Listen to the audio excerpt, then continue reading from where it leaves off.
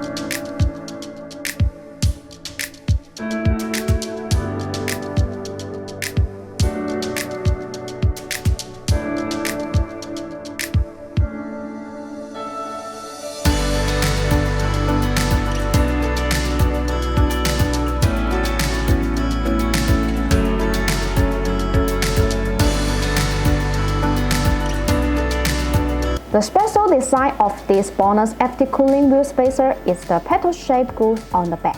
Because the rotation of the spacer makes the external cold airflow efficiency uncontinuously inside the spacer.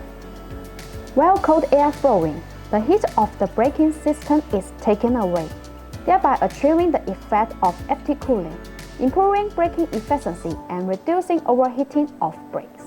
This technique maintains the brakes at normal temperature to ensure wheel spacers' safety and driving security. As a professional spacer designer and manufacturer, BONOSS relies on years of experience and hard work to create the world's first active cooling technique.